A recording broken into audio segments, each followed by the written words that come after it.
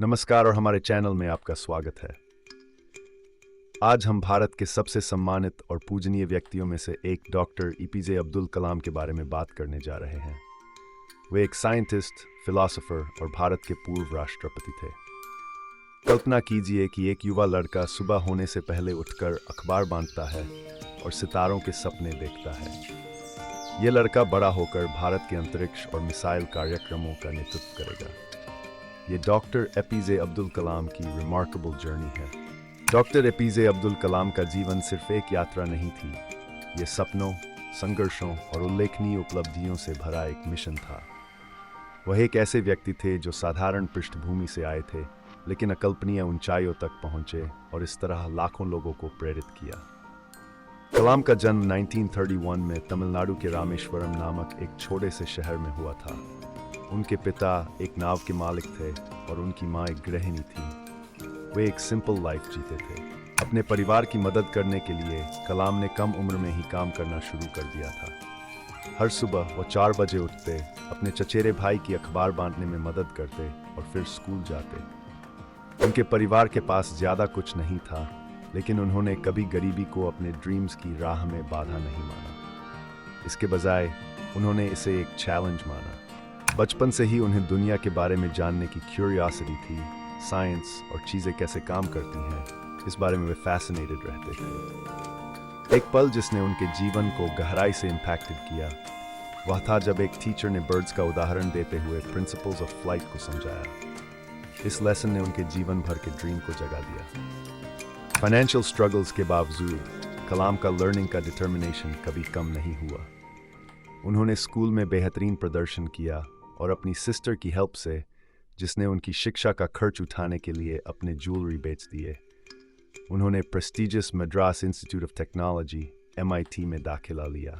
यहीं पर कलाम ने एरोस्पेस इंजीनियरिंग की पढ़ाई की और भारत के लिए विमान डिज़ाइन करने का सपना देखने लगे। लेकिन सपने हमेशा आसानी से पूरे नहीं होते। इंजीनियरिंग करने के बाद कलाम का एक ही लक्ष्य था, पायलट बनना। उन्होंने भारतीय वायुसेना में आवेदन किया और यही वह क्षण था जब उन्हें लगा कि उनके सपने उड़ान भरेंगे, सचमुच। लेकिन जीवन ने कुछ और ही सोच रखा था। कलाम 9th पोजीशन पर थे और केवल 8th स्थान उपलब्ध थे। वे कट से चूक गए। इस असफलता ने उन्हें कुचल दिया। इसके बजाय यह उनके लिए एक टर्निंग पॉइंट बन गया। कलाम की असफलताएं बाधाएं नहीं थीं, वे सबक थी। जैसा कि उन्होंने कहा, Man needs his difficulties because they are necessary to enjoy success. बाद में उन्होंने कहा, Don't fear failure, it's the first step towards success. कलाम ने इस असफलता को अपने रास्ते में बाधा नहीं बनने दिया, बल्कि इससे उनका संकल्प और मजबूत हुआ। वह जानते थे कि उनका उद्देश्य विमान उड़ाना नहीं था, बल्कि अपने देश के लिए कुछ अधिक प्रभावशाली कार्य करना था। 1969 में वे इंडियन स्पेस रिसर्च ऑर्गेनाइजेशन में ज्वाइन हो गए। यहीं से उनकी जर्नी की वास्तविक शुरुआत हुई। इसरो में कलाम ने भारत के पहले सैटेलाइट लॉन्च व्हीकल SLV पर काम किया और उनके प्रयासों से रोहिणी को लॉन्च करने में महत्वपूर्ण भूमिका निभाई, जो इंडियन मेड व्हीकल वाहन द्वारा कक्षा में स्थापित किया जाने वाला पहला सैटेलाइट था। लेकिन यह सफलता इतनी आसान नहीं थी। शुरुआती लॉन्चेस फेल रहे। रॉकेट दुर्घटनाग्रस्त हो, सपने टूट गए और कई लोगों को संदेह था कि क्या भारत कभी अंतरिक्ष शक्ति बन पाएगा।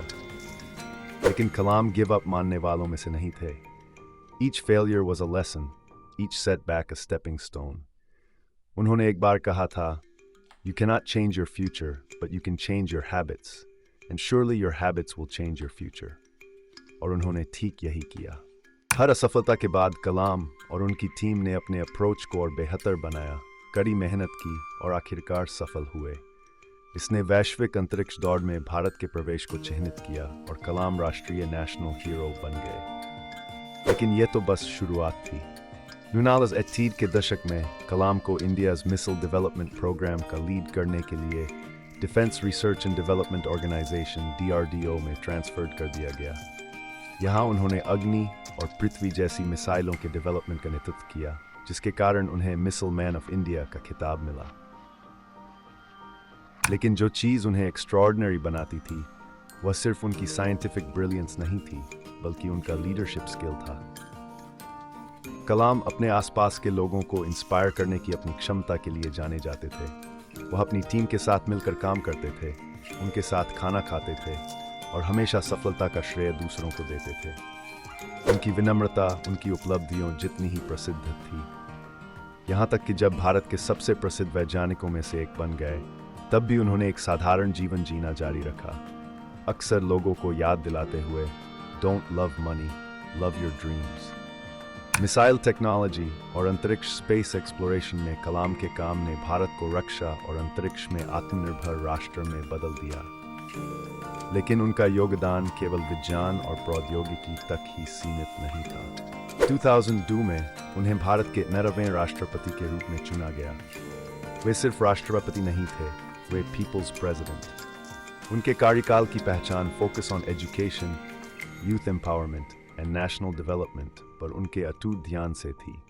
यहाँ तक कि जब वे भारत के राष्ट्रपति थे, तब भी वे वही विनम्र व्यक्ति थे जो कभी अखबार बेचा करते थे।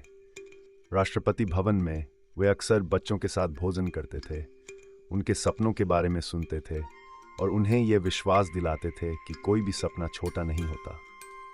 कलाम युवा मन की शक्ति में गहराई से विश्वास करते थे।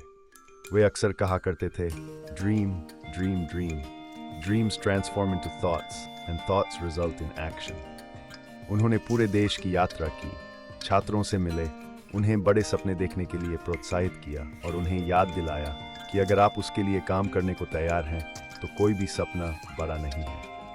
लेकिन राष्ट्रपति के तौर पर भी कलाम जमीन से जुड़े रहे। उन्होंने लग्जरी लाइफ जीने से इनकार कर दिया। वे अक्सर सिंप्लिसिटी के बारे में बात करते थे और कहते थे, I am not handsome but I can give my hand to someone in need. राष्ट्रपति काल के दौरान कलाम की मुलाकात एक युवा छात्र से हुई थी। कलाम की सादगी और प्रतिभा से प्रभावित छात्र ने उनसे पूछा कि वे इतने जमीन से जुड़े कैसे रहे।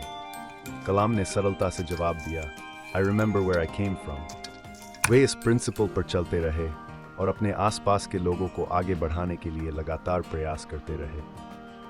अपने जीवन के अंतिम वर्षों में कलाम राष्ट्र के मार्गदर्शक बन गए। भारत के लिए उनका दृष्टिकोण स्पष्ट था।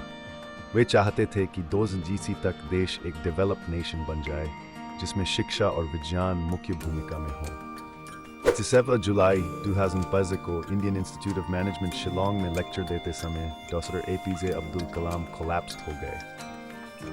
अपने अंतिम क्षणों में भी वे वही कर रहे थे जो उन्हें पसंद था, sharing knowledge with young minds. उनके निधन से पूरा देश शोक में डूब गया, लेकिन उनकी विरासत लाखों लोगों को प्रेरित करती है। कलाम का जीवन इस बात का सबूत है कि कोई भी सपना बहुत बड़ा नहीं होता, कोई भी चुनौती बहुत बड़ी नहीं होती। एक अखबार वाले लड़के से लेकर भारत के मिसाइल मैन तक का उनका सफ़र हमें सिखाता है कि डेडिकेशन, कड़ी हार्ड वर्क और unyielding belief in one self के साथ कुछ भी संभव है। डॉक्टर एपीजे अब्दुल कलाम की कहानी हमें यह सिखाती है, don't let failure define you, use it as fuel for success. चाहे आप कितने भी ऊंचाई पर क्यों न पहुंच जाएं, हमेशा विनम्र बने रहें। सपने देखना कभी बंद न करें, क्योंकि सपनों में दुनिया बदलने की शक्ति होती है।